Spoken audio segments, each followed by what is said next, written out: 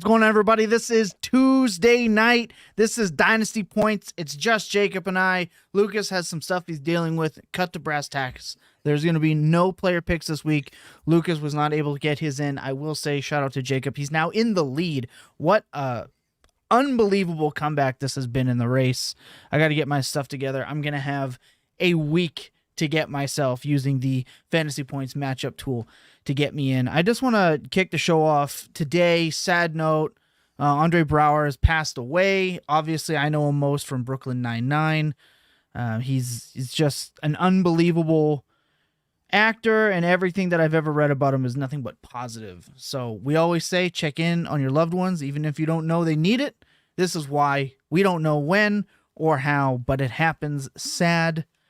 But hey, go and watch your Brooklyn Nine-Nines this weekend and just enjoy yourself and have a good time. I just wanted to get that out. Jacob, before we signed off last week, we said that we were going to do what should teams do that are rebuilders first. Well, we switched that up because I think you had an absolute banger of an idea, and we're going to tie it into Dynasty. This week, we are talking about players we think are going to be legitimate league winners. Now, if you don't have a trade deadline, you can do what I did today, and you can go and acquire the players you think are going to be league winners. I acquired one of those players today in a league that we are both in, and I can't wait to dive into it.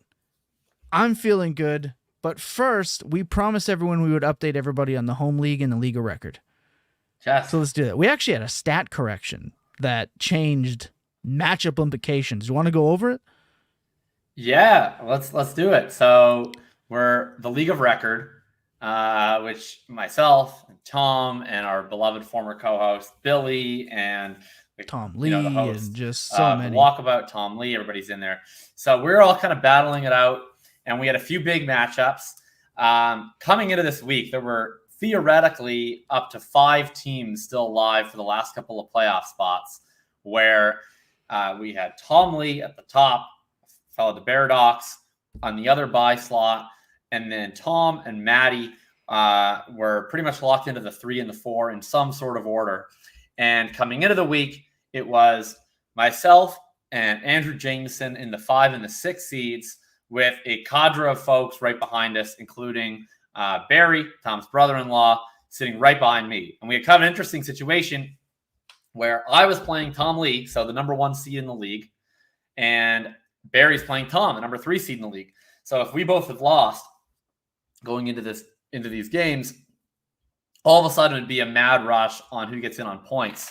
So anyway, we found a way to pull it out. We said we're not relying on anybody's help for anybody, despite pretty much languishing as a middle-of-the-road team all year, and then losing Tank Dell and deciding, yeah, this probably isn't the thing. We're going to trade Cooper Kupp and Tony Pollard about 15 minutes before the trade deadline. We put up the highest score in the league this week, and we beat the number 1 seed. So we got into the 5 slot. It's so unreal. I'll now be facing Tom in the first round. Right. But I looked like for a while I wasn't going to be facing Tom in the first round, because Tom looked like he was going to get the 3 seed. Maddie ends up winning on a stat correction, so he goes up into the 3 seed. So now it's me versus Tom in the 4-5, and Maddie facing Andrew in the 3-6. And here's why this is important. So Andrew Jameson, friend of mine, friend of ours, play baseball together, good dude. His team is in shambles right now. Like, everyone's on IR. He might put up 120. It was the easiest path to the semifinals. Both matchups in the semifinals is a nightmare between the Bear Docs, and I've said it before, the best Dynasty player I know, Tom Lee. So either way, it's a nightmare, but the path was easier. But now, for content purposes, this is going to be a great time for you and I. I mean, you've got to be like an 80-20 favorite. Like, again, I basically sold my team to punt it into the lottery last week after the injuries. And I don't know, man. It's so funny because my team did this last year where I was like lingering. I was like, I don't know. And then I won like 2 in a row at the end to almost get in, if not for the Julio Jones catch. So this team seems to respond to, like, if I ever want to get something out of this team, I just trade away some good players, and then everybody else starts scoring. So we have Njoku, we have Drake London, we have Garrett Wilson, all the guys who went off last week. So hopefully this ramshackle squad rallies hard this week and takes down Tom. So for people that don't know, in our legal record, and we'll move on to the actual content. I just think this is a fun to talk about because we're in this just as deep as you guys are. We care about it just as much, even as portfolio players where we have tons, 30, 40 plus leagues. We're still in this. I have the second most wins all time in this league, and I've never won. And every year I get screwed over somehow by my quarterbacks. I'm rolling with Carr and Winston in my second QB slot, but other than that, the lineup, we just talked about it. Having to not make a decision, trading for Debo was huge. Like, this is going to be my year. I feel strongly that I'll finally get past finishing third. And then same with the home league. Home league went nuts. We played divisions, 4 divisions, 3 in each, all rivals. They all matter with division record tiebreakers. And we have a 9 and what is it? A 9-5 team out of the playoffs. Yeah. Out of the playoffs because they crazy just couldn't league. cut it. I'm the 5-time division champion, never been defeated in my division, so shout out to me. It's going to be a great time in the home league. Can't wait to update everybody heading into Sunday. I might do a Sunday little video here. So you're playing Andrew, the first round of that one. Yep. And we're not playing this week because we locked down the 1 seed last week, so we'll be sitting at home. For the people at home, Tom and I are on opposite sides of the bracket. So we will not be playing each other in the semis. Hopefully, for content purposes, we will be facing off in the finals. I can almost promise you that if we both make it to the finals in the home league this year, that we will have some sort of entertaining bet for people. But let's not put the cart before the horse. We got 3 games to win before that the dream finals happens. That would be just an unbelievable content matchup. I'm excited. The fantasy playoffs are here. And I can't wait. We had somebody ask, can we please get some Will Levis talk? We're going to talk about the Mayo Man. We're going to talk about the Mayo Man first. He's not going to be a part of the league winner section. He is going to be a part of the league winners for me. He is going to be a part of the league winner section. Well, then let's just kick it off. Jacob, why is Will Levis going to be in the league winner section? Well, one of the upsides of Will Levis, and I remember, I don't even know if we talked about this specifically or if this was a conversation I had in a group chat or in my head or what, but I remember when he first took over, his early schedule, his first few matchups were not too easy. Like, he had that Pittsburgh matchup, he had some high pressure defenses, and specifically with Levis, it's not even just about is sort of the secondary good or is it a traditionally good matchup. He's really, really dependent at this point on, is he in a clean pocket? And the Titans' offensive line is not good. He compounds that by being quite bad under pressure. So can he be in matchups where they're able to hold up or not? Which even, a matchup like Tampa Bay, where it's a really blitz-heavy team, even though that's a favorable matchup for a lot of quarterbacks, that was one that I was a little bit worried about for him. He comes in the last month, it's nothing but green on the matchup chart. And that's where, if you wanted to buy into Levis and ride out some of the early pain, you're kind of waiting into that late season push where maybe he can establish himself going into the offseason. Will Levis, over his last 3 playoff games here, he's going to end up facing Houston twice. Yeah. Really, really weak secondary right now. And the total pass funnel defense that's much stronger against the run. We just saw Zach Wilson light them up recently. And then he's going to face in between that. I want to say Seattle. Okay, Seattle. There we go. Okay, that's what I thought. And then I was blank for a second. And Seattle's defense has been atrocious through the air so far and really on the ground and really just overall over this last half of the season as they've gotten lit up. So Houston, Seattle, phenomenal matchups for him. And matchups where if CJ Stroud is healthy and if Geno is healthy, I also expect it to be pushed, where I don't think that they're going to be able to just establish all day. Levis as that really high event, volatile, back and forth game last night against Miami. And I think this is a guy that potentially can be like a value type winner, value accumulator as he kind of asserts his stranglehold on this position going into next year. But I also think has an opportunity with how bad the quarterback situation is right now across the league to actually be a top 12 quarterback the rest of the way here. We saw him running a little bit more this week. We saw him have success passing. We've seen him just continue to build that chemistry with DeAndre Hopkins. They have Treylon Burks back. So I'm actually legitimately excited about Will Levis. In terms of what I'd pay for him, I think I still have him I'm definitely paying the late first. Probably my cutoff would be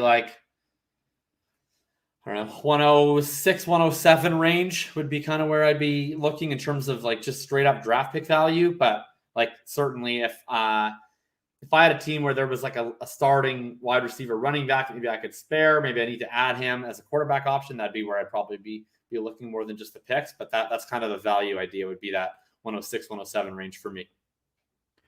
I agree. He's definitely had some throws that should have been picked off. But what quarterback kind of doesn't? So that's how I'm looking at it.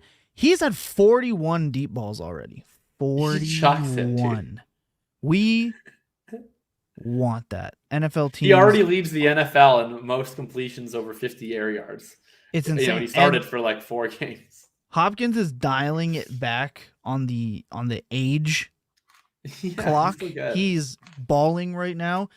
Will Levis is a first read machine. 77% are going to his first read, and that first read's name is DeAndre Hopkins. Yes. What I like about the running is that he can do it in the red zone, and I don't want him taking a beating the way, like some of the hits he's taking running Jalen Ramsey over, and that dude's I think he's delivering the hits as much as he's taking the hits. I think he should have been in concussion protocol contact. twice. I think he should have been in concussion protocol twice. No lie. Like, that was insane what he was doing, but he loves it, and they feed off of him. Yeah. He can take one in on the ground. Absolutely. In terms of league winning, I don't know if he has the 25, in these games in him, but he definitely has the dog in him, and that's at minimum what you need. And he is kind of avoiding turnovers. He only has 3 in all of his starts. My plea to people on the Will Levis possible. Is just like, he has not even started half a season of games yet. Like, right. I'm just pleading with people to not only focus on the bad plays. Like, there are bad plays. There are going to be more bad plays. He's a rookie quarterback, and he's not some picture perfect, prospect who came out extremely polished at all. Not polished. Very rough. The fadeaway, like, guy in his face, fade away from his left, like, dump off. I looked at that, I was like, that is impressive. Right. One thing we definitely, I'm with you. I'm in that late first category. I would trade Russ plus. I would trade these old and brokens. I would trade Stafford plus. I would trade all these guys to go and get them if you're not a contending team or you just want to add a quarterback. Like you said, if I got wide receivers, I traded Deontay Johnson for him. Pretty much, I think it was Deontay in a 3 for Will Levis after his first game. I have no regrets about that.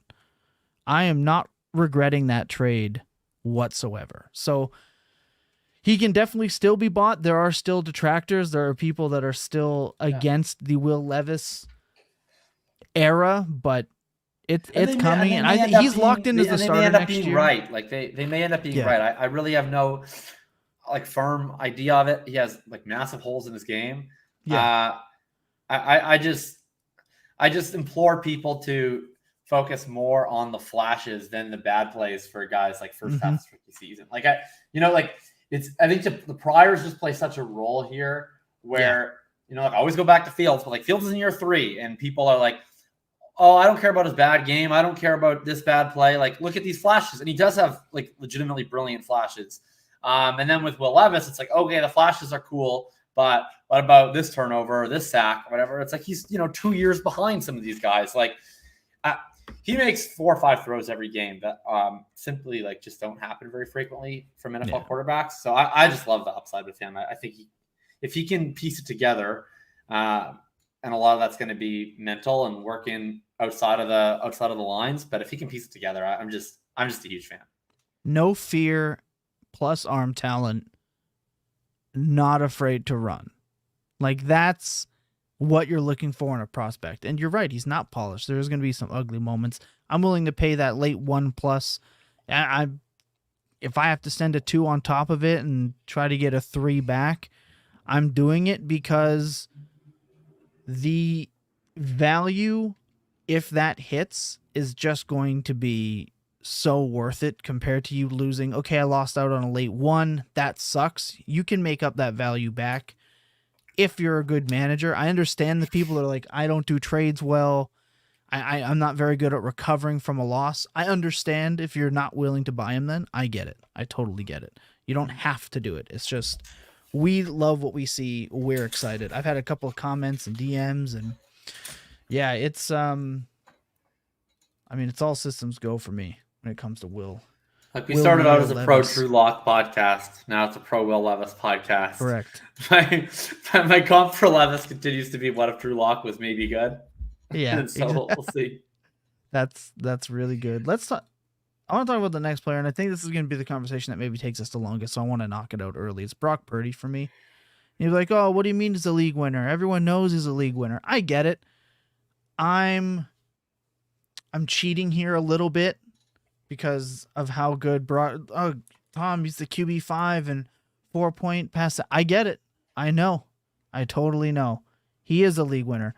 But he has Arizona, which they could easily get up early. Shanahan keeps the foot down until about halfway through the fourth quarter. That's right, Toronto Dave. Big cock Brock. I'm not afraid to say it. He has Baltimore, which Matthew Stafford just toasted up. We're going to talk about that Baltimore defense and why it's beatable. They are the fake number 1 seed in the AFC, but with Lamar, that game was absolutely insane. You're like the most. You have their some defense, internalized hatred over your own team because their defense is beatable. They're not a scary matchup in terms of my guys won't produce. I mean, they might not be that great of a team, but I think that they are the best team in the AFC. Like there's just no perfect team in the AFC. True, right? It's not the NFC is wild and then like if Washington. Dallas was in the AFC, they would be like an overwhelming favorite, and they'd be they're clearly not the favorite in the NFC. But I think Baltimore is the best of the group in the AFC. I mean, they're my pick in the AFC preseason. I'm sticking by that, but that's more due to like I just have even more questions about the other teams in the AFC. I mean, weirdly enough, I still think if Buffalo gets in, they're extremely live. I think they're cooked, but that's me personally. I want to talk about.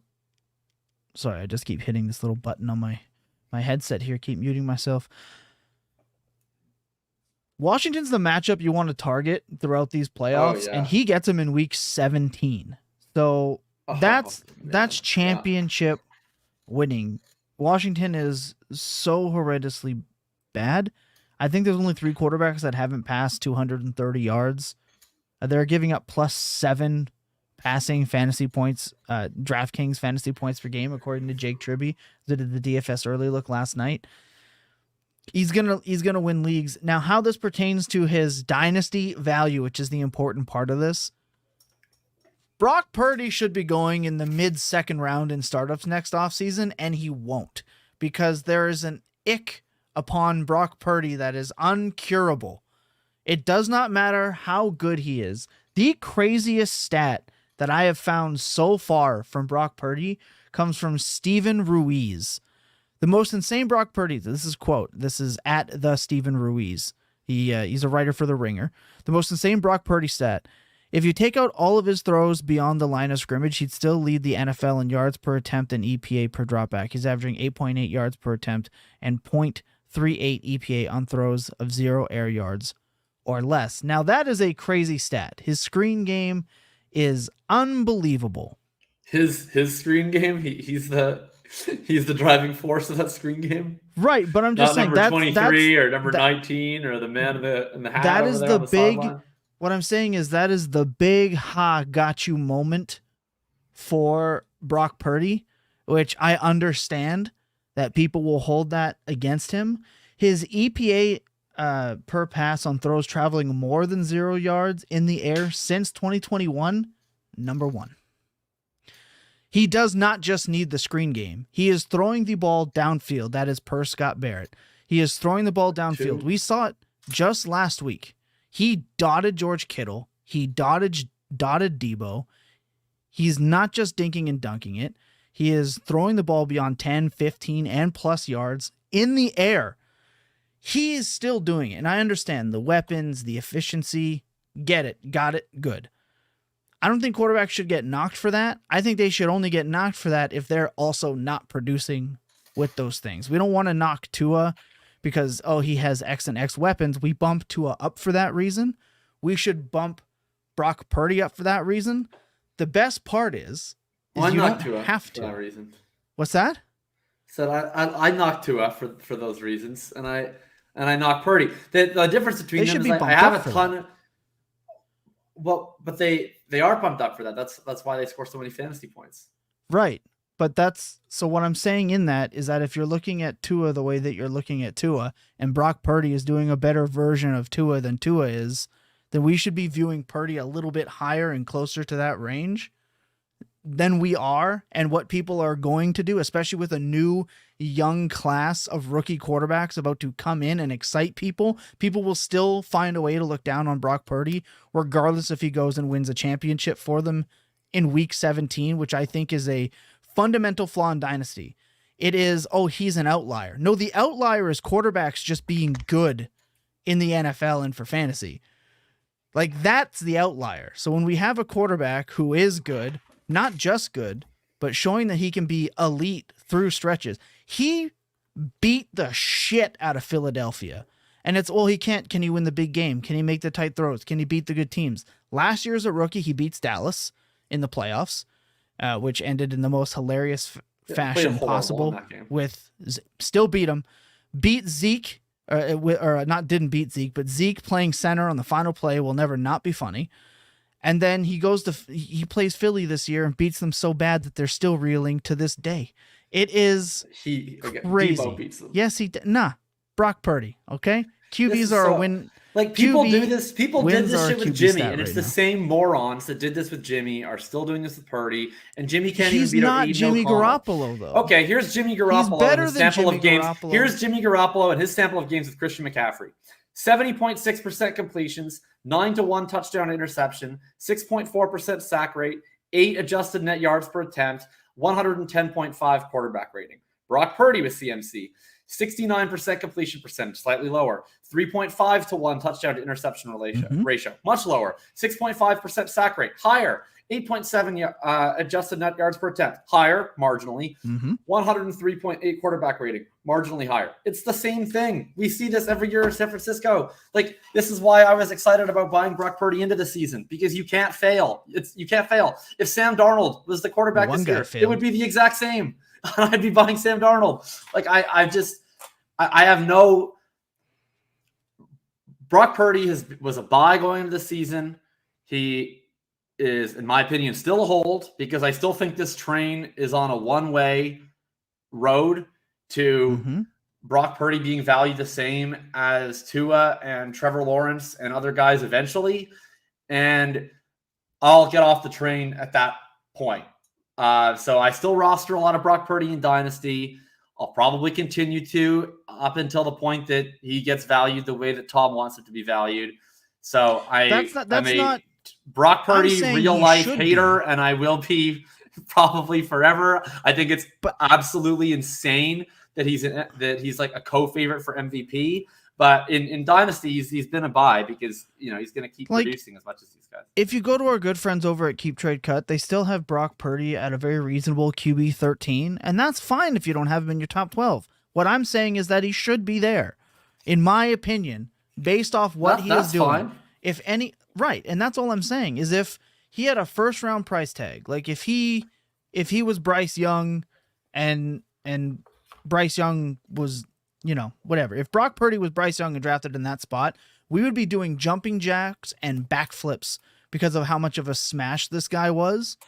He would be where CJ Stroud is right now in Dynasty ranks, but he's not, because he's round 7 and he's playing in San Francisco. I think we're knocking him for the wrong reasons, and I think we're finding every reason to dismiss what he's doing, which is producing for your fantasy teams. And that's what we want. Now, do I think he should be above Justin Fields? I don't know. Yeah. I do. It's right there with upside and whatever and rushing. I get it. Okay. But so, see, that's where the Dynasty real life thing splits, because I think it's insane that he's even in the same tier as Justin Fields. I would way rather have Brock Purdy. People they fight to the death on this stuff, but we know how we feel about Justin anytime Fields. Soon. Like, I have no medium term concerns about Brock Purdy's job security. He's going to be top 3 in MVP voting this year. He's not going anywhere. So I just think that not only is he going to be a absolute league winner with his schedule, I think he's good enough that he should be valued at that mid-second price tag that Deshaun Watson was going at this offseason. And he's not going to, so you don't have to worry about it. In terms of paying, I would pay the 2 first price if I absolutely had to. But generally speaking, you still don't have to. And that's part of what triggers me so hard, is that he is acquirable for less, league depending, obviously. But for the masses, people are still just looking to get out while they can before they wait for an imaginary wheel to fall off. Like you said, he can't fail. What I would like is for people to please listen to Tom and to get him up to 2 first-round value, because I'm very tired of having this big position on Brock Purdy. It makes me uncomfortable as a Brock Purdy hater to derive joy from his success. You think I enjoy? Like this week, I was in the Full Tilt Dynasty Invitational, and I'm stuck in this really unpleasant position where Tom and I have a win and in game for the playoffs, and we get to the afternoon slate. And my only path to get into the playoffs is to root for fucking Brock Purdy. And sure enough, he delivers. He delivers me the playoff spot. He delivers like he always does. Right? You know, he delivers like he always does. It's a lock. Anytime I look at my lineup and I see Brock Purdy, I'm like, oh, well, he's going to score a lot of points. Things are going to go well for me today. And then I just don't feel like I have any principles. So what I'm asking for, Dynasty community, is if you would like me to return to having principled stances in my life, start valuing Brock Purdy appropriately. Because for as long as you don't value Brock Purdy appropriately, I have to roster Brock Purdy, I have to cheer for Brock Purdy, and I don't deserve Brock Purdy. I hate Brock Purdy, but I keep rostering Brock Purdy, and it's your fault because you don't value him appropriately. Yeah, again, it's just why I don't. Okay, so this is the best way so let's say with draft picks for sure. Okay, I would love to trade away Brock Purdy for 2 draft picks. What are the chances you're stumbling upon a quarterback with his upside, his upside everything? is his current. Like he has like absolutely zero fantasy upside beyond his current pace, right? Like we are seeing his like max 115% ceiling. Like he's leading the world in EPA. He has all the best weapons. He's probably not going to run any more than he's running right now. So like, what's his points per game right now? Is it like 20? I want to say it's like roughly. It's really good. Oh boy. I mean, it his depends fantasy on your points. format. His fantasy points per drop back is the best in guys that are named Anthony Richardson. Sure, of Tyler course, Huntley, per drop back, right? But he's not dropping back as many times as other guys. Right. But he's just unreal. I mean, Scott Barrett looks at fantasy points per drop back is like the only quarterback stat you need. Yeah, Scott Barrett loves Brock Purdy, and he does, and he loves him in real life, which actively causes me pain. That again, I'm with you on the real life thing, but for fantasy football, more quarterbacks fail than they succeed, and I think Brock Purdy is what we wanted Baker Mayfield to be. Baker Mayfield just wasn't, because Baker Mayfield turned out that he sucks. Well, Baker Mayfield could be. He just wind up in San Francisco. Oh God! Enough! It's just too much.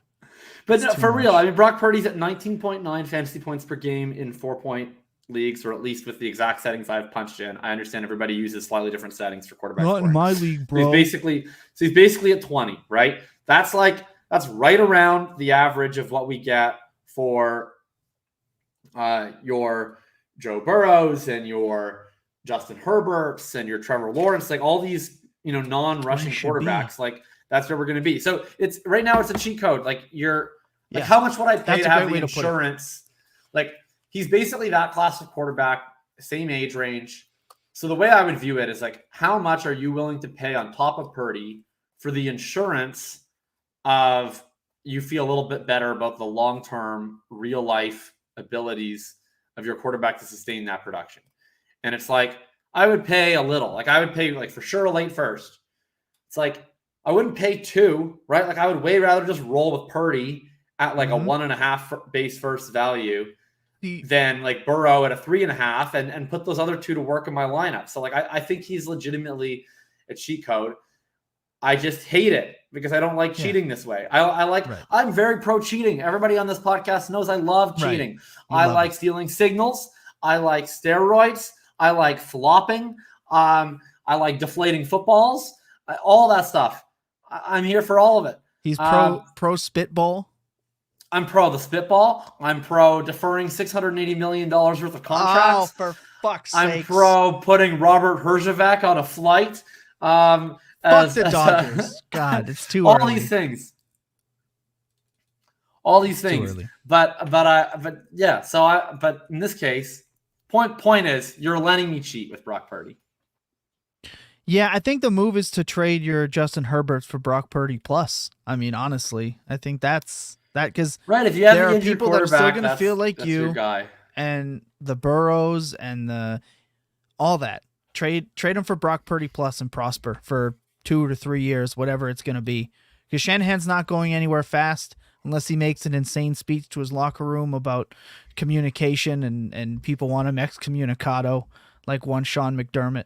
If he does something dumb, sure, he might go somewhere. But other than that, they're not moving off him in San Francisco. No, he's not. And Debo and McCaffrey are going to stay good for just long enough that people fully believe in Brock Purdy. If you send this to me right now, Estavio, send this to me right now. Right now.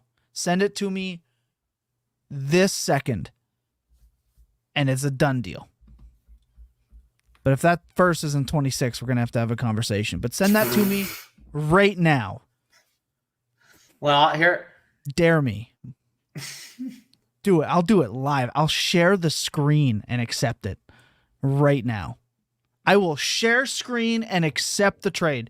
Comment again. You said, of course it's 26. Of course it's 26. Well, it may not be as done of a deal. We might have to communicate. But look, do you think I would have a 24 first? Yeah, that's true. Yeah, I think Purdy's good. I think he should be valued higher, but the move is to definitely trade any of the other stick figure quarterbacks and not stick figure. What am I talking about? Statue quarterbacks and just trade for Purdy plus with those guys. I agree. Let's move on. I can keep going on Purdy, but I think we hammer both sides of this. You definitely have to be ultimately we agree from a dynasty standpoint. Like we have the same take. Yep. Yeah, one thing that I've worked so hard on my process is to just stop having strong player takes in terms of whether I like them or not, and that's completely remove real life from fantasy if I can. And it's really helped me progress from a standpoint. Speaking of players that I will trade for, let's talk about Matthew Stafford. We briefly mentioned Matthew Stafford. You and I are in a league together where today I did not want to ride Gardner Minshew into the promised land. I have a bye. Bad decision. I mean, what's that? Gardner Minshew will lead you wherever you need to go. No, I'll take my chances with Stafford, and I'll tell you why. I traded Mark Andrews. Now keep in mind I have a really good tight end room already. I traded Mark Andrews, Jameson Williams. Thank God I got him off my roster. My confirmed late 24-1 and a 25-2, which I can recover for Stafford, Diggs, and Kittle. In this league where I already had the bye, we are absolutely thriving right now, and I love it. I still think leagues should have trade deadlines, but that's a conversation for a different day. But I took advantage of this one that didn't.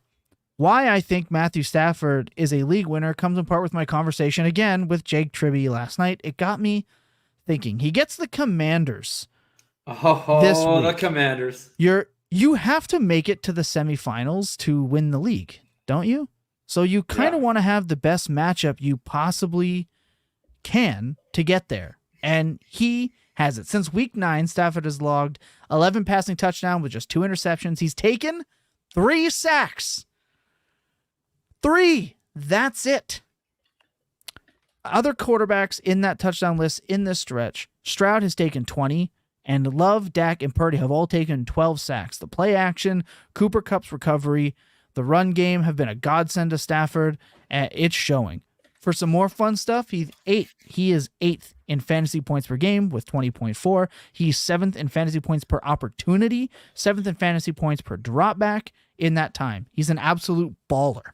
He not only gets Washington, but he gets New Orleans and the Giants. They're in the playoff hunt. They're going to need to keep competing in these games. Kupp is healthy. Puka is an absolute baller. Kyron catches screen passes like nobody's business, and he pass protects. The play action game is alive and well. Sean McVay is in his fucking bag. If you don't have a trade deadline and you are kind of fringy with a quarterback too, go throw out offers for Matthew Stafford because he's going to be cheap to acquire and his upside is almost Brock Purdian, if you would, for the playoff run, which is all he's you not could going want. anywhere. I think people He's have not. this idea of Stafford being like extremely old Stetson and frail, Bennett, and bro. he's pretty old and frail, but I don't think he's 100% starting in 2024. Yeah, I'd say he's probably starting in 2025. He is still a legitimately top 10 NFL quarterback in my mind. He played his game yesterday against the Ravens was one of the best quarterback games all year in bad conditions on the road against a good defense. That was a phenomenal performance. And I mean, you watch some of the throws he made. These were not a ton of. There were some that were wide open guys, but you saw a lot of the Stafford trick shots where he's falling away. He's changing arm angles. He's threading it over guys. He's threading it around guys. He's vintage Matt Stafford right now. He threw the Cooper Kupp touchdown this week on the left side into the corner before Stafford hit halfway into his route. He was just fading back. This too. Did not care about the pressure in his face. He was throwing sidearm bombs into the end zone. His connection with Kupp is back. I mean, Kupp looks healthy, just legitimately healthy this week. That was the best he's looked, I think, all year. Yeah, I agree. Hey, shout out Toronto Dave. Great trade, bruv. Hey, sometimes we got to pat ourselves on the back. Nick Fury says, what if he is really Tom Brady in regards to Brock Purdy? I think that's funny. I'm not going to go there. Obviously, Toronto Dave. They just got to get him David Givens and Deion Branch to find out for sure. Yeah. Jeez Louise. Okay. Next player. Want to talk about the next one? Let's talk about the next one. Do you have someone in mind, or should I just keep going? Up to you. I've got people in mind, though. I got one for each position. Okay, hit me with your next one. I don't have. Oh, I do have a running back. So the only one I don't have is a tight end. So. Okay. So I tried to pick, with the exception of the tight end. The tight end is a guy who's really been scaling up lately, and it's pretty obvious. But the rest of them, I tried to pick guys that are a little bit more under the radar, or maybe they haven't been on the best run lately. And this running back would certainly fit into the category of guys who have actually not been trending very well lately, but I think have the opportunity to have a pretty massive rebound. And that's DeAndre Swift. DeAndre Swift has had an interesting season in that the first week was oh my God, he's a disaster. He's Teddy Gainwell's backup. Instantly takes over the lead role, and then was great for a while. And then has been quite mediocre for basically 2 months. And I think people just started to realize it. He's now, I think he ranks right at the very edge of the bottom of the RB2 rank in points per game. I think the shine is kind of worn off now in the DeAndre Swift's success story, where I've started to see people worry about him. And I do think that there are some aspects to this. It's a legitimate problem. Jalen Hurts has been clearly battling through an injury. I think that has changed how defenses are defending them in zone read situations, and that's really limiting the holes that are available. Per Adam Kaplan, he all signs are pointing to the same thing. He thinks the same thing, and so do his sources. So it makes sense for sure. So I mean, and that's part of the deal with Swift. Is I've always said, he's not that great of a technical runner. Really, he's a dynamic athlete, get him out in space, but it works in the zone read because there's all these gaping holes because of the attention that Hurts draws, the offensive line, and Swift can thrive in that. Some of that's dried up, but what hasn't dried up is this: the Eagles' last 3 games in the fantasy playoffs: Giants, Cardinals, Giants. That's absolutely bananas in terms of how fortunate. Nope. Seattle Giants, Arizona. Oh, Seattle Giants. Oh, is Giants their last game? Okay, well, Giants Seattle. are week 18. Right. Okay, Seattle as well. Anyway, all 4 of those, if you're a week 18 league player, but all 3 of them in the fantasy playoffs, if you're a week 18 player, are don't all top 5 matchups. And Seattle, especially for pass catching running backs, is even more of an elite matchup. You also see in history each year with Nick Sirianni now that he's been there, I think he has a head and heart battle where he understands that passing is the most efficient way to play in the NFL. They oftentimes will be a plus PROE team to start games, to start seasons. And when he runs into adverse situations, it seems like he leans back into the run. We saw that 2 years ago where they went into a run-heavy set over the latter half of the year. We saw last year they would have certain games where they would open up, pass. The offense would start sputtering, and they'd say, okay, let's have one of these drives. Even sometimes when they were behind, they would just start running the ball with Sanders and with Hurts. I could kind of see that happening here, where they get all of these rushing-friendly matchups with Seattle and Arizona and New York. And they start to lean into the running game here after Hurts has been kind of struggling. And Swift's going to be the beneficiary of that. I think he has an opportunity to really amass a ton of efficiency, to have a lot of goal line opportunities over the last 3 weeks. And probably people are not feeling that great about him right now after the last few weeks. So, nobody has played the roller coaster game more with DeAndre Swift, of being in on Swift and out on Swift and in on Swift and out on Swift. So for the next 3 weeks, we're just filing ourselves up. We're in on Swift. I just can't. The only thing that holds me back is the 1 yard plunge from Hurts. I refuse to use the name it was given, but the 1 yard plunge with Hurts scares me to death, because we know Swift might get one chance from inside the 3 or 5 yard line, and after that it's all Hurts. Yeah, and they're just going to do it over and over. So he better get that one. And if for any reason, remember the Boston Scott theory against the Giants. Real risk that Boston true. Scott scoring a touchdown or two against the Giants. Oh, right. Right? It's narrative, but it's there. In an unserious way, it's there. That's the only narrative I believe in. Death and taxes and Boston Scott scoring touchdowns against the Giants. It's just what happens. Boston Scott. But that would be brutal. So that's my only hesitation. And as for his passing work, I wish he got it thrown. He did not get a target last week against Dallas. Only 4 targets against San Francisco. 1 against Buffalo, 3 against Kansas City, 2 against Dallas, 3. He has not had more than... he had 6 against San Francisco. Sorry, 6 targets. But aside from that game, it wasn't since he played the Jets in week 6 that he amassed more than 3 targets in a game. Scares the shit out of me. In terms of hoping that his... I mean, here's the thing. Like, people think of DeAndre Swift as this pass game weapon, and it's kind of true. That's not really his role in this offense. Like, Kenny Gainwell plays the long down and distance. For sure. Gainwell plays the stuff from behind. But if you just forget all about that, and you just think of DeAndre Swift as Miles Sanders from last year, Cardinals, Seahawks, Giants. He can get there on rushing. I agree. I'm with you there. If the touchdown upside was a little bit more feasible, he has 5 total touchdowns on the year. I'm going to fade this one. Personally, I think we have a disagreement here. I don't think his touchdown upside is actually there, and the pass game work is too spotty. But I'm going to say I'm liking Boston Scott in week 16. The best bowl teams that I have that still made it, I drafted Boston Scott for this reason. So we're pulling for a Boston Scott touchdown against the Giants just for hilarity's sake. I get your points. The matchups are just so good. The Eagles, to me, are just too hard to predict outside of A.J. Brown being a fucking baller and the 1 yard plunge from Hurts. Outside of that, it's a little risky business for me. We'll see. So I disagree with that one, but I think you make great points. I don't know if the real test will be, will I play him against you in the league of record is going to be the question. Because he was on my bench. Terrified to see him. Nah, I think this is you know what? No, fuck this. This is a reverse psychology moment where you are trying to nerf my upside with DeAndre Swift. I can see it. I cracked the code. You're not fooling me. Well, speaking of running backs, I'm going to hit you with one. I think it's James Cook. I think James Cook can be a legitimate league winner. Let me tell you why.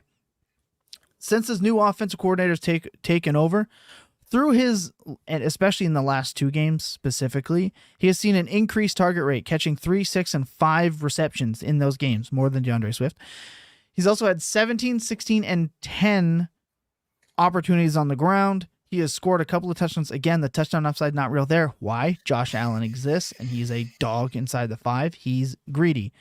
He's also become he is the guy there, even if his snap percentage isn't up over 50, which we would really like it to be. But let's be honest, he's not there for the designated pass protection and releasing opportunities. That's not his bag. That's Latavius Murray, but they've clearly shifted into using him more as a weapon. So we definitely like that. He has that low end RB1 on volume alone, and he's explosive enough to score touchdowns from outside of the 5. He can just house it. I think Buffalo needs him to play well to stay in this race. Not in the, they have to establish it type way. Don't hear what I'm not saying. I'm not an establish it guy. But they do need him to play well. He is one of their most explosive weapons. The new offensive coordinator seems to recognize that. He's 5th in points per game over this stretch, and he's only 15th in expected fantasy points per game. So the expected's not very good, but that's just a testament to his explosive play ability. So I'm going to roll with James Cook. Now, I'm not paying the iron price for him in Dynasty. I think he's like my least favorite bet of the low end RB1 in Dynasty right now. Just again, Josh Allen exists, the workload, all that. But the Fournette thing never materialized. They haven't worked him up. Everyone thought it was game over. They've used Ty Johnson instead. Yeah, and then Latavius Murray is still balling, which is crazy. Wow, balling is in he's doing a lot of this. He's For the people listening to really the audio, balling. I just made pass protection moments. Right, and you had good form. You had really good form. I got to tell you, really good form. But I like James Cook down the stretch run. Again, they need him, so it's a little bit more of a vibe play. But obviously the fantasy points have come, and we're just hoping that it continues. He gets Dallas, not a necessarily great matchup, but they can be run on if that game is competitive. The Chargers in week 16 is a unreal matchup, and New England, tough against the run. However, very beatable in the passing game, which is where the upside is with James Cook. Anyway, I think you can capitalize on that for sure. By the way, I only co-sign this because the aesthetic next week, it's supposed to be a massive snow game in Buffalo. Oh, love that. And the LaShawn McCoy Buffalo snow game vibes will be there. So if you want to if you just want to reach into your memory hole and think of LaShawn against the Colts all in the snow, you want to play James Cook, it'll be giving a really nice aesthetic this week. Well, not even just that. Didn't Shady with the Eagles beat up Shady on the did it with Bills? The Eagles too, on the Lions. Oh, it was on the the Eagles Lions, versus Lions, and it was Bills versus Colts for the two big. He was Shady the games. snow game god. The snow games. Yeah. Snow game god. So that's James. That's my argument for James Cook. I know D-Bro is gonna love that. Yeah. D-Bro, when he hears this and sees this, he's gonna do laps. But I also did warn you guys to stop taking James Cook at 106. In his rookie years. So I really hope you guys listened, because that was a bad move. All right, what do you got next? Yeah, for wide receiver, this is my deepest sleeper, I think. Ooh. Look, we Please got a don't pick mine. team. We got a team that you're very familiar with, that is going to get nonstop pass funnel matchups for their next 3 games against very potent offenses. Who this is. You can't They're let him facing go. the Jaguars, who are going to be stout against the run, wide open secondary. I knew you'd find a way. The 49ers are great defense everywhere, but they're much more beatable in their secondary than in their front 7. And then Miami, who we've seen, despite having a lot of talent in the secondary, they have been able to be thrown on, especially over the intermediate areas of the field and over the middle. Will Levis the GOAT. Zay Flowers is going to be attracting all the attention and should be. He's a great play. He's a better play than this guy on a week-to-week basis. But the guy who has really stepped up, who is leading the NFL in targets per route run over the last month, who has reached back into the fountain of youth and is slicing and dicing DBs, made 2 incredible adjustments on deep passes last week, picked one off the ground, and in a clutch conversion on the final drive for 14 yards. Look, Odell Beckham Jr. is going to be an every week starter. He's going to be a top 20 wide receiver during the fantasy playoffs. We're all the way back in on OBJ. Let's do this. Let's finish this right, Odell. He's going to go out on top as a fantasy football league winner, and then he's going to win the Super Bowl for the Baltimore Ravens. It's going to be incredible. Okay. So he ran the wrong route on the touchdown, for the record. That's that fine. Was not He a poorly adjusted. thrown ball. I'm just saying it was not a poorly thrown ball. I know the people are out there. Also, shout out to Lamar Jackson for learning how to underthrow a deep ball, not overthrow it. All three of his deep ball touchdowns, or all three of his like big deep balls, were all underthrown. Now, I just have one request. I like your pick. I think it's just an obvious one, so I don't have to dive too into it. I'm just gonna make a couple personal calls on this and hope the Ravens staff pick up the message. Stop throwing a deep ball to Rashad Bateman. He's fucking terrible. Stop it.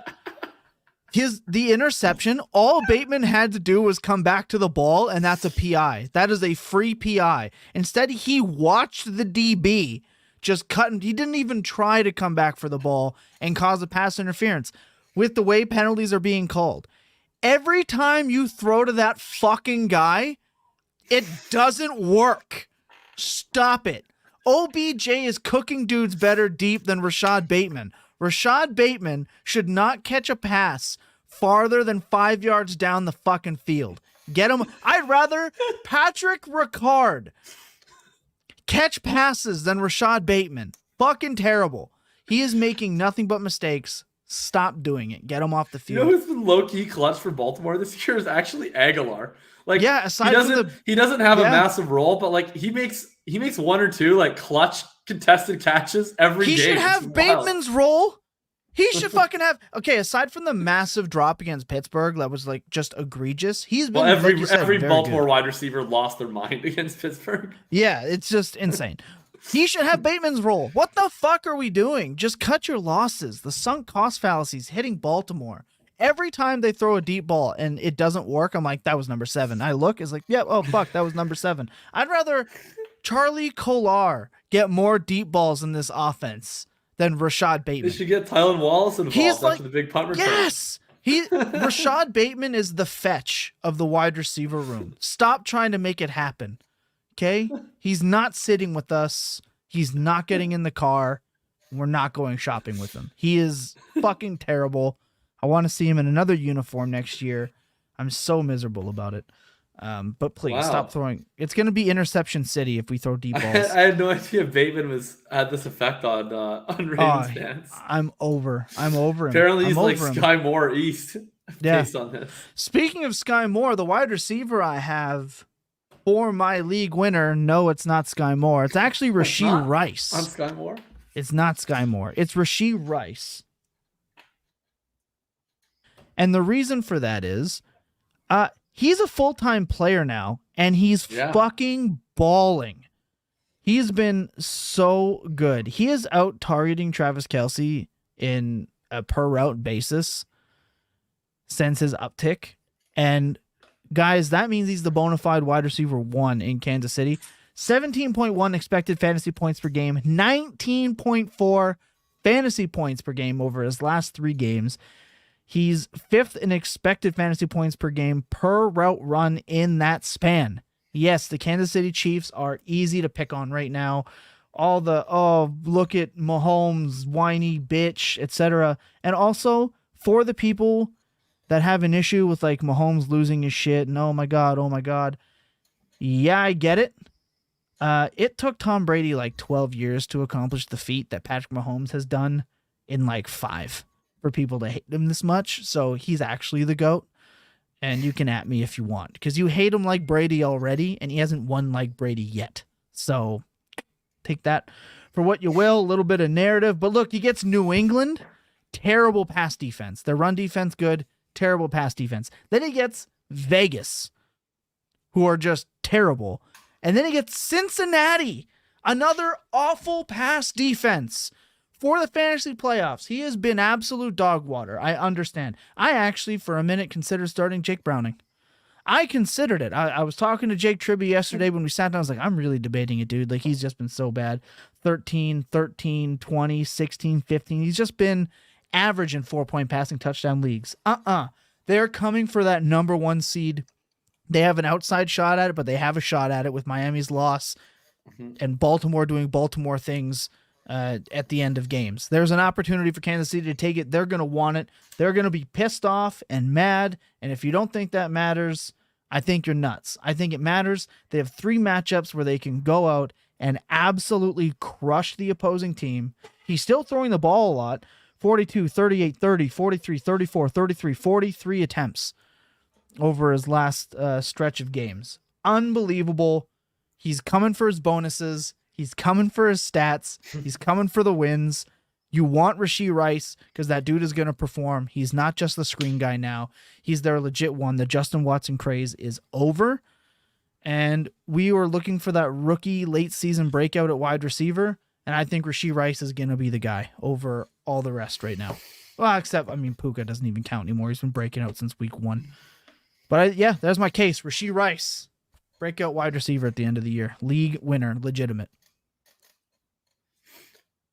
Love it. Yeah, no, I'm a big fan of Rice. I don't have anything to add to that.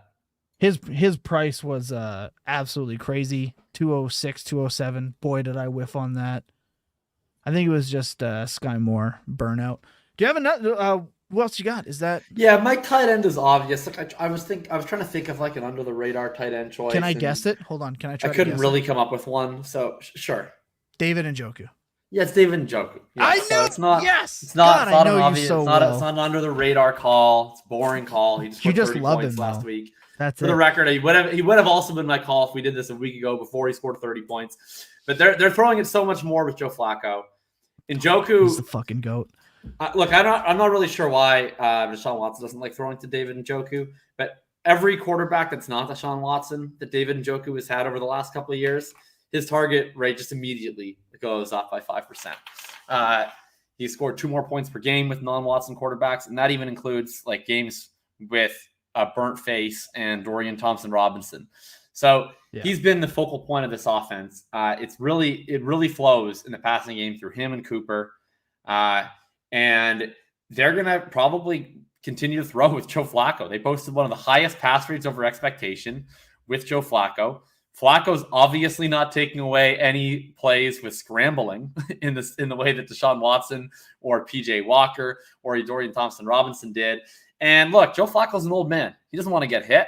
He's getting that ball out quickly. So anytime that he's dropping back to pass, that's resulting in a pass attempt. He's not scrambling. He's not going to eat sacks. It's getting the ball out. And right now he's getting the ball to David Njoku. So I have Njoku as one of I think he might be my most rostered tight end among teams that made playoffs.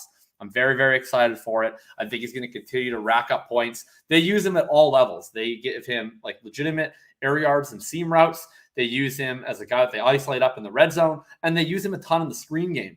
Another interesting note on him is Jerome Ford left with a hand injury. I have no idea if he's going to miss any time. He might be totally fine.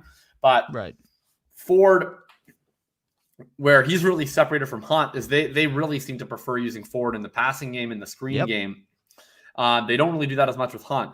So if they don't have the opportunity to use Ford, or if Ford plays, but like his hand is bad and they don't trust him to catch or something, maybe that's even more screen game work for David Njoku. So I'm very, very excited for Njoku as a fantasy playoffs. I think he finishes the top 5 tight end. Yeah, I mean, he's tight end 7 right now. He did have the 1 dud game the previous week, but look, it's tight end. They're not all going to be glorious. He is the prince that was promised this year. And just to add a little bit of context to what you're talking about and how he is the offense, because maybe some people don't realize it. 8 targets, 6, 9, 15, 9, 6, 8, and 9 since week 7. He gets Chicago, very beatable over the middle. Houston, we saw again what Zach Wilson and the Conk Daddy was able to do against Houston. And then we get the Jets. I mean, the Jets are a good defense, but hey, Slinging Joe. Can we also I want to give one shout out right now to Joe Flacco. If the Ravens don't make the Super Bowl, I'm rooting Browns. Because an AFC championship game where Joe Flacco has to come in to Baltimore and play the Ravens in what could be his final game is majestic. And I would want no one else on the call more then I want Kevin Harlan. Kevin Harlan needs to do more playoff games. This is going to be our last little bit before we take off on the show. We talked about right before the show that Al Michaels is being removed from playoff games, which I think it's time. I hate it. I think love Al Michaels being disinterested, talking about gambling lines. I'm here for it. Even when something exciting happens, he puts me to sleep. It's really bad.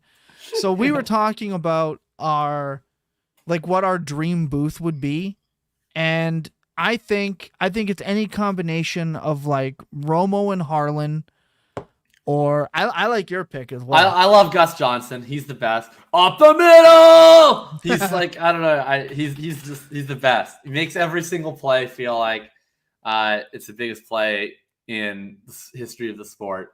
It's great. A travesty that we don't get him for NFL stuff very frequently. But I love Gus. Yeah, I think Kevin Harlan, Gus Johnson would be they couldn't do it because they both have the same job. But yes. you add a Tony Romo in there, Kirk Herbstreit in there. I think it would be great. I think we could do without the Troy Aikman trying to figure out what analytics is every week. And can I just also say about Aikman? We get it. You didn't get the Cowboys game. You don't have to be a miserable prick the whole time. That dude, when he doesn't get a Cowboys game, is so miserable. I remember there was the one year, it was recent, I don't know if it was last year or the year before that, where he was like, yeah, well, there's a better game going on another network. And I'm just like, we get it, dude. You only want to sign the contract with the Cowboys and do their local. Like, he's a miserable prick when he doesn't get the Cowboys games. It's so bad. It's so noticeably bad. And I love Joe Buck. Joe Buck tries his best, right? He's shitting on the refs for how long it takes, and I love that. I think we have to do that. He doesn't shit on analytics or whatever as often as Aikman do, but separate them. The worst one for the stupid comments about analytics is by a mile Mark Sanchez. He's the worst. Mark Sanchez is my least favorite addition to a broadcast team of anyone. Like, that guy is thick as a brick. I absolutely cannot with Mark Sanchez. He drives me completely crazy. He's terrible.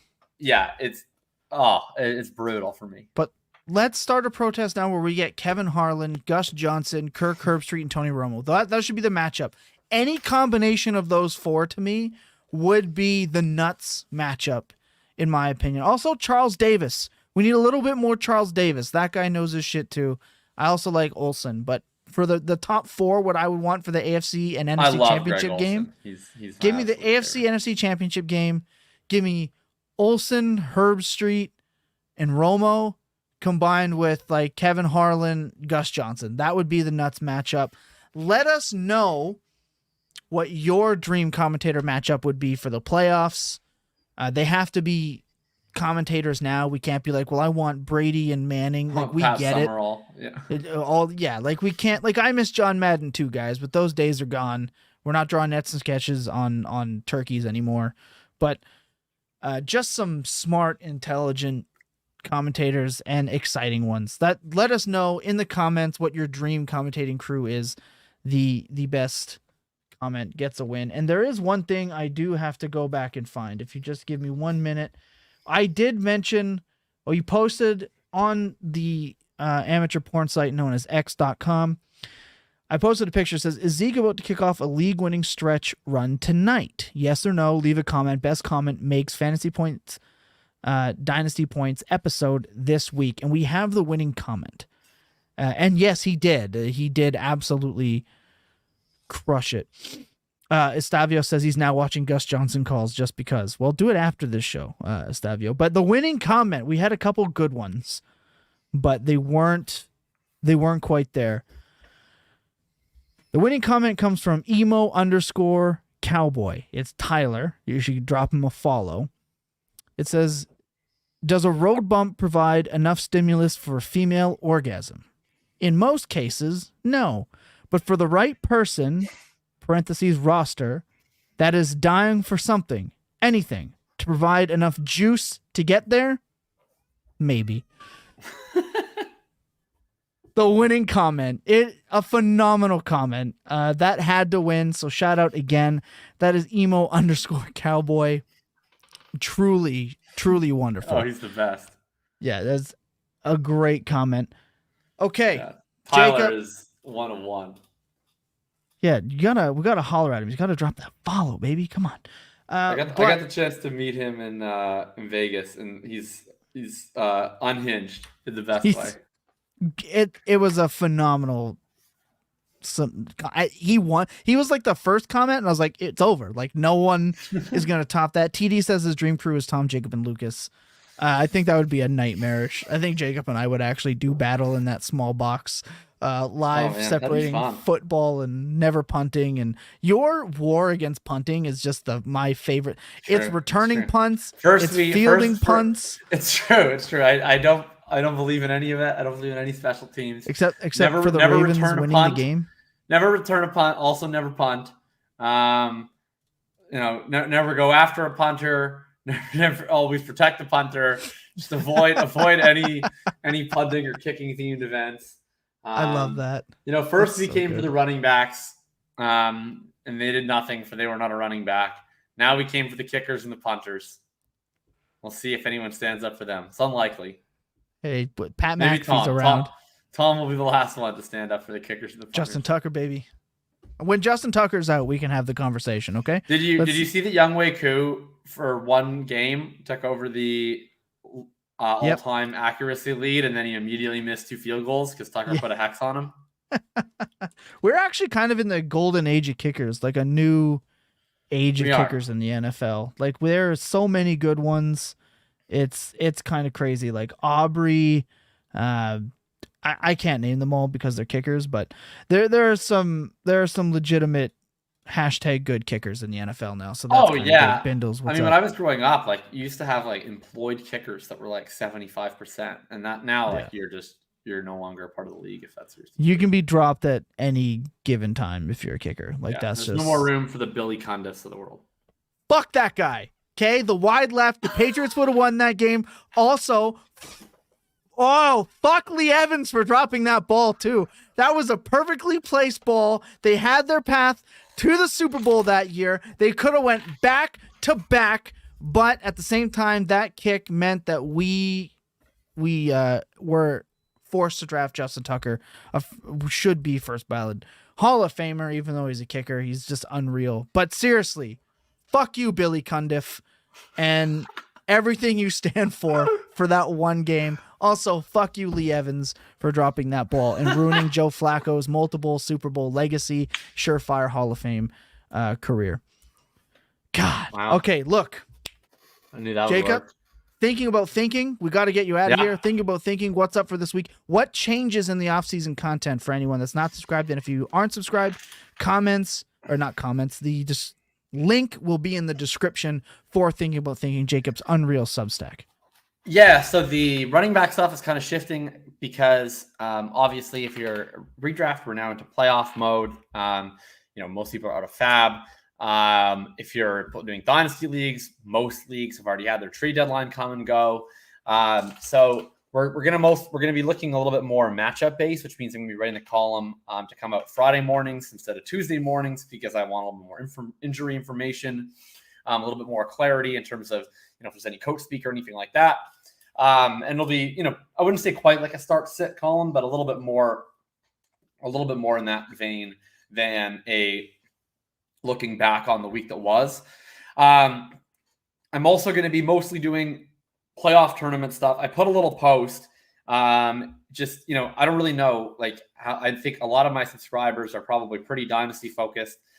We did a lot of best ball stuff over the summer, but I'm just not quite sure how many of them have really tried playoff best ball tournaments before. So I put out kind of a notice just asking hey, where are you guys at with this? What's the kind of content you'd like to see on this? So we'll have something up probably that's a little bit more evergreen on this Saturday. I'll probably delve into some of the teams and some of the sort of playoff odds maybe next week. And then we'll kind of build up on the underdog stuff. The gauntlet is going right now. And there'll be mittens, which is like the small $5 playoff tournament. And that'll all kind of lead up to, we'll do some content for the FFPC playoff challenge ultimately. right after the season, because that's my favorite form of fantasy football, I would say, the entire year. So we'll make sure to do an episode on that, or an article on that, or both. Oh, for sure. Can't wait. Yeah, Think About Thinking, if you're not Bindles, Think About Thinking is top tier. It is the only written content that I read in fantasy football. It's the only one I take my time to go and read. Because I'm not a good reader. I think that has to be made pretty clear. I'm pretty blue collar. I'm not a great reader. But Jacob makes it really easy for everybody. This is not just hyper super nerd stuff. If you want great obscure music and movie references, TV references, Jacob is your guy. I think he puts more effort into that and his intros to his articles than the articles themselves. It's more than well worth it. It's phenomenal. Next week, we're right back here. Same bat time, same bat channel. Obviously, all of the Fantasy Points video content free, except for matchup points and, of course, John Proctor's Sunday morning DFS show by Cashing Points. All that free. Final Points free. Head in there, lock in there. The early bird special for fantasypoints.com going on, I believe now, if not soon. It'll be the Fantasy Points Premium and Data Suite will be cheaper than it will be all year next year. You're going to want to head into that. Stay tuned, fantasypoints.com. We're going to be giving away Data Suite subscriptions, all that stuff into the off season.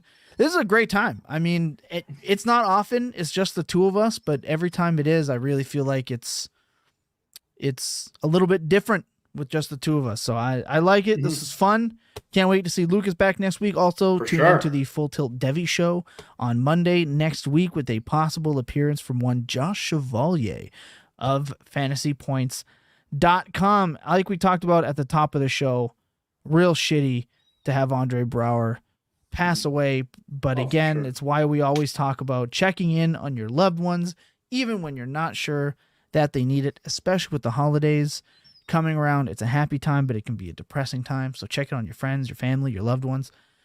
Be kind to one another. Remember, it's playoff time. It should be fun. You should have a great time. The trash talk should be plentiful, but keep it within pocket. Remember, there's people on the other side of those screens. Remember that clear eyes and full hearts can never lose on your best days. Well, goddamn, they're always spent tilting. Great time. See you next week, everybody.